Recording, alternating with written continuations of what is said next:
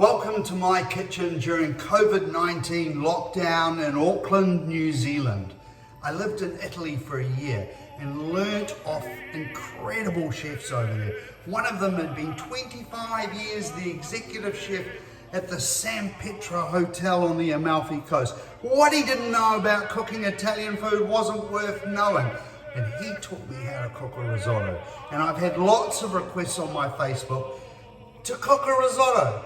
So right now I'm going to show you how to cook a truffle and porcini risotto. And I've got no fresh truffles, but we are going to celebrate the beautiful people in Italy and cook a risotto.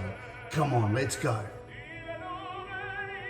First thing we're going to do is pour about 3 tablespoons of extra virgin olive oil into a pot. And we're heating that up a little bit, and we've got 1 onion, which we've finely chopped up there. So we're going to get that in, and then I'm going to turn the heat down because I don't want any colour on this onion. I just want to saute it until it's translucent.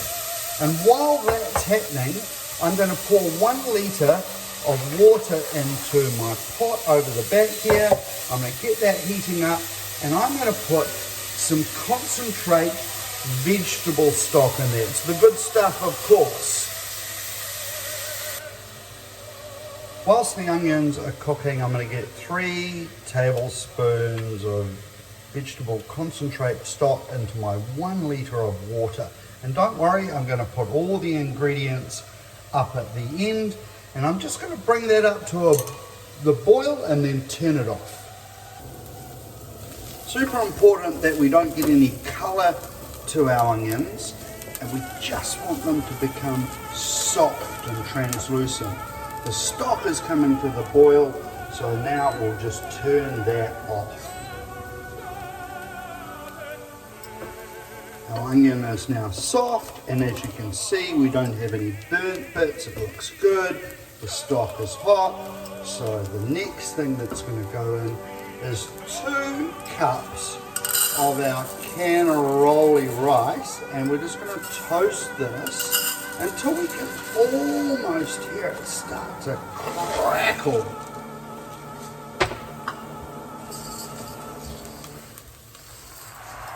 It should be about 2 minutes.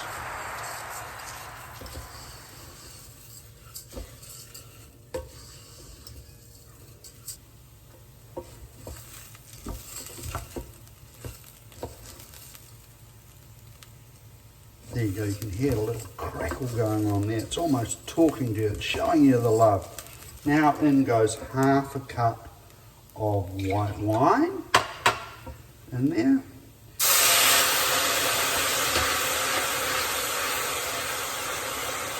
And we're going to keep stirring this until the rice has absorbed all that white wine, which won't take long.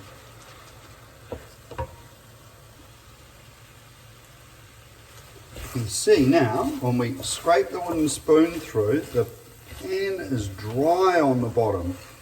Oh, it's smelling good. And it's absorbed all that white wine. So at this stage, I can start adding 1 ladle at a time, and once that's been absorbed, I'll add another ladle.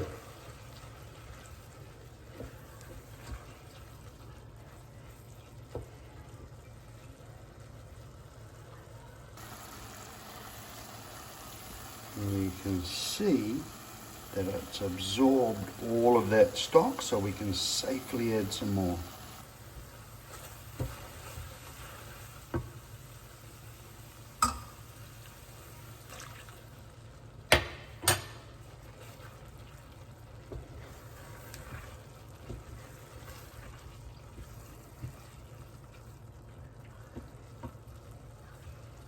It's just on a medium heat, and as you can see, it doesn't take long, but it's important when you scrape it, the bottom of the pan is dry. Another ladle going in.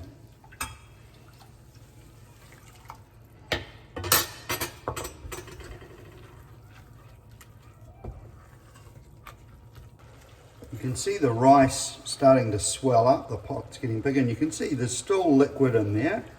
so I do not want to add any more just yet.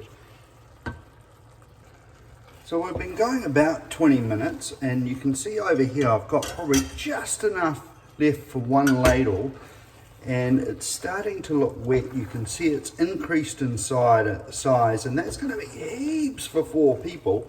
So now I'm going to get the porcini cream in. I'm going to put the whole jar I had in there and just mix that up. And you notice I haven't put any salt or pepper in because I'm going to put the Parmigiano Reggiano in there, and that's got a fair bit of salt in it, and that's the king of Italian cheeses, so it's guaranteed to be good. Let's get some cracked pepper in there because we know we're going to want a little bit of that.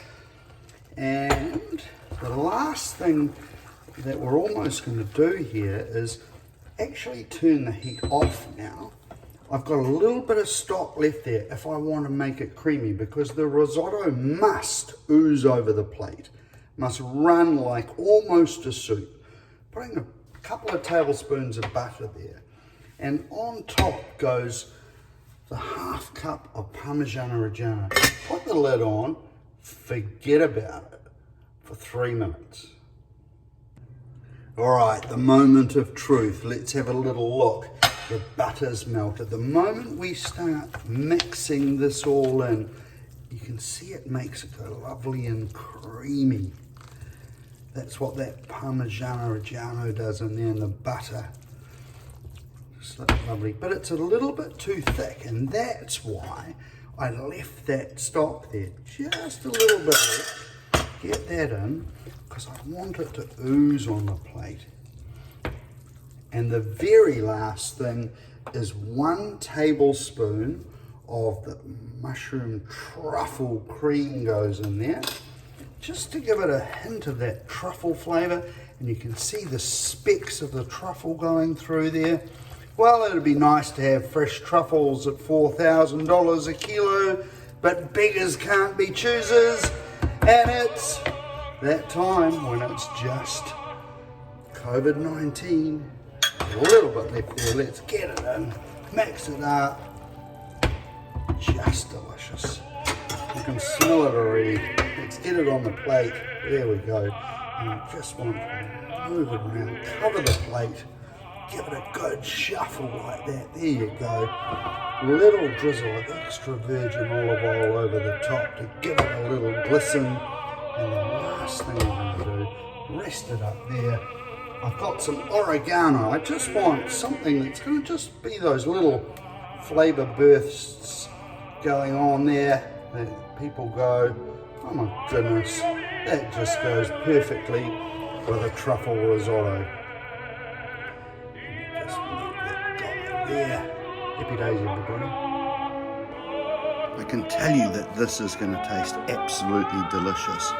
What you'll need to make this is 1 litre of vegetable stock, 3 tablespoons of extra virgin olive oil, 3 tablespoons of butter, 1 large onion, 2 cups of risotto rice, half a cup of white wine, 1 jar of porcini cream, a tablespoon of truffle cream, and half a cup of Parmigiano Reggiano grated. Have some extra to grate over them.